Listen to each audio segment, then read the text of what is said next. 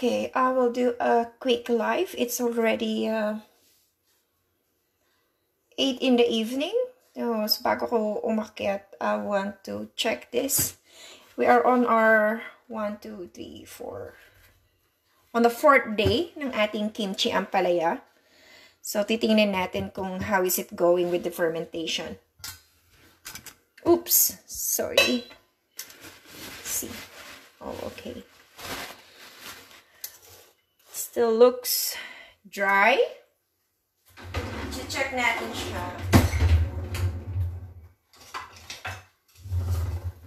Poke natin siya sandali ng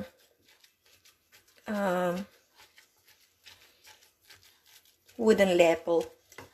And we'll see a little bit. I'm going to check. Okay, it still look a bit. It smells really good. Kung nakaamoy na kayo ng kimchi, meron siyang ganong amoy. Meron siyang ganong distinction. Kasi pinagyan natin to ng labanos. So kung na-try nyo na yung kimchi. Well, hindi ako actually kumakain ng kimchi cabbage. Because this one is different. So, ayan.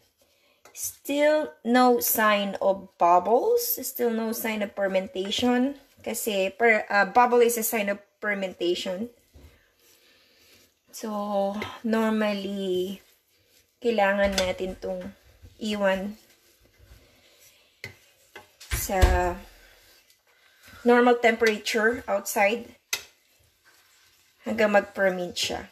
So, bubbles is sign of fermentation, but I don't see any bubbles yet, and I think it's because dry yung ating mixture.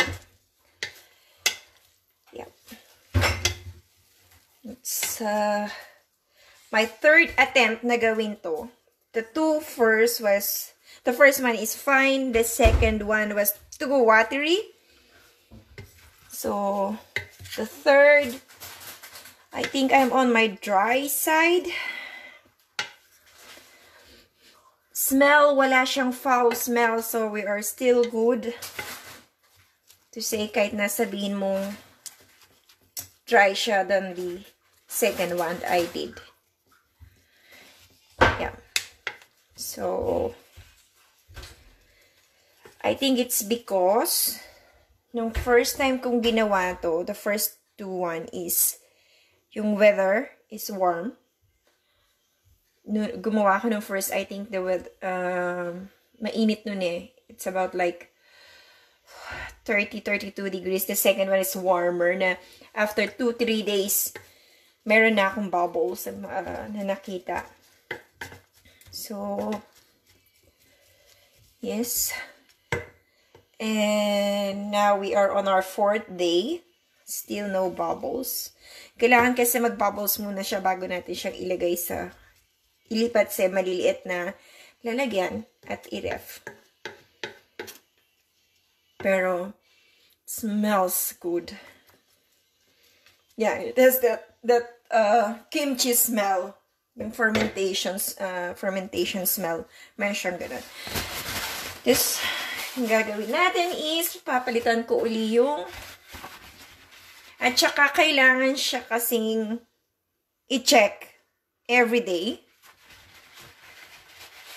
Tapos, kailangan mo siyang pasingawin ng at least 5 minutes bago mo siya takpan uli. The purpose is para pasingawin yung gas. Kasi magki-create siya ng gas kapag nakakulob siya. So, gusto mong pasingawin yung gas. Kaya so, kailangan mo siyang i-check every day. Habang nandun ka sa process ng nagwi-wait ka mag-ferment siya. Kailangan mo siyang muksan. Let it open like that. Let it stand for like 5 minutes. Bago mo siya actually takpan uli. And because may gamit ako ng kaldero. Tapos yung kaldera, as you can see, meron siyang maliit na butas doon. So, ang ginagawa ko, tinatakpan ko siya ng paper towel, like that, dalawa, para matakpan yung butas, kasi hindi pa tapos yung ano, baka pumasok doon yung malilit na fruit fly, yes, how you say it. So, we will leave that open for 5 minutes. At habang inaantay natin yan, hello, bakla! Kinakausap ko yung sarili ko mag-isa. Walang tao, pero, isi-save ko lang yung update ng aking, ampalaya kimchi. So, nasa 1, 2, hindi natin isasama pag bilang yung first day. This is our first day is 18. 1, 2, 3, 4. So, 4th day na tayo sa ating ampalaya. Lalagay ko still dry. Well, lagyan natin a bit lang na a bit water na. A bit watery. No bubbles. It means hindi pa talaga siya nag-ferment. Ang temperature natin is, I don't know. Anong temperature natin today? I-check ko.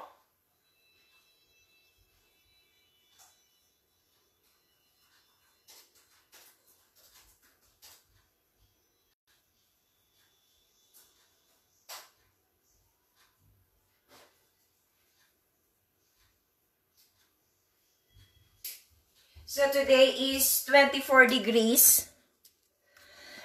So, it's 24 degrees today. Yeah. Yeah. We are on our 4th day. Still dry, a bit watery. No bubbles. No indication of fermentation yet.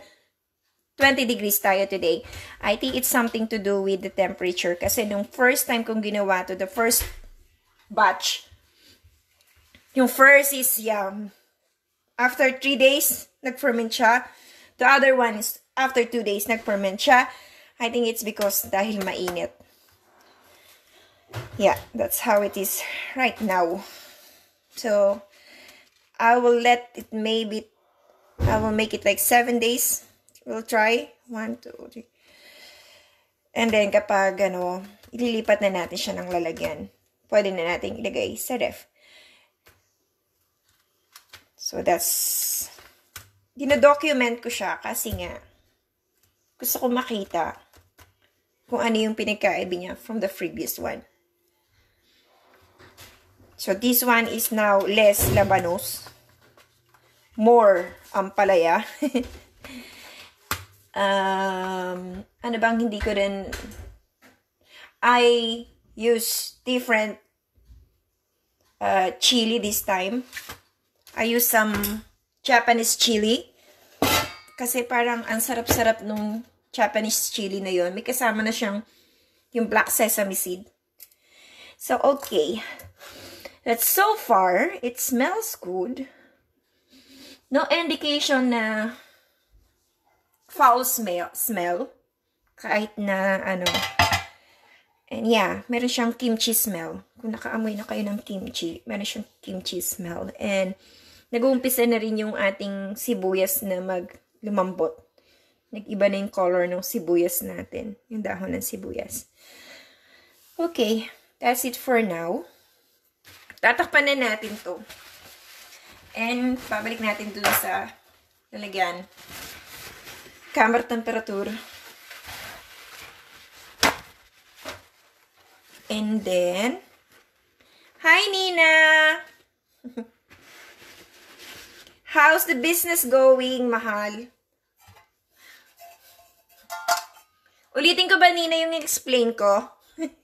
Lumayas na rin. Yeah. So we will keep it that way. Oo nga, bakla. Thank you. Sige, bakla, alam mo na. Parang hirap pala bakla. It's a lot of, work. Kaya ngayon, it's already 8, so mag-voice over ako para may upload ko siya tomorrow morning. Yung ginawa ko kahapon. Tapos, at least may pinagkakabisihan. Medyo nawawala yung thoughts ko about Luika somehow. And hopefully, umuwi na rin siya bakla. Namimiss na namin siya. Yeah. Yan na muna yung update ng ating kimchi. Kapag ready na siya, actually ready na yung video ko, na voice over na rin, i-upload na lang siya kung paano ko siya ginawa. Pero kasi gusto kong makita muna yung result before kong i-upload yung buong video sa YouTube kung paano ko siya ginawa. So, little bit waiting. Wait lang muna. Oo, bakla. Nakaka-stress actually. Tapos, nag-start na rin ako ng online uploading ko bakla sa Videabe. And pinadalhan nila kami kagad for the first day. Pinadalhan kagad nila kami sang katutak na work. So, yesterday, hindi talaga ako nag-upload kasi sabi ko, it's Sunday, it's my me day. So, wala akong ginawa kahapon. Nung gabi, trinay kong i-upload yung aking intro. Ang hirap-hirap pala mag-video ng ganon. Mas prepare ko pang mag-voice over na lang. Ang hirap-hirap pala mag-video ng ganon. Nabutan pa ako ni Bruno. Nagulat siya, takanta ka siya. Ayan, itatabi na muna natin si Mr. Kimchi. Kailangan kong itabi itong itabing-itabi kasi paano naman gawin ng aming tatay dito?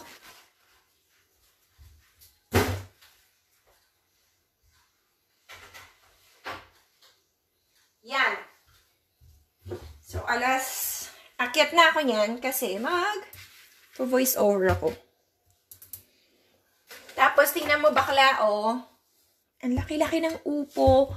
Mabuti na lang hindi sila mabilis masira, no? Si upo. So, tomorrow, hihiwain ko siya. Lalagay ko siya sa rep. Kasi mas gusto ko siya kaysa sa courgette. Mas masarap siya kaysa sa courgette.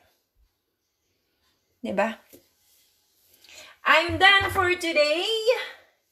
Good night, mga Dabarkads. Bukas uli. Try ko uling pakita yung update ng ating kimchi. So far, so good. Just good night, everyone. Hi, Heidi. Isi-save ko siya. Panuorin mo na lang uli. Bye-bye.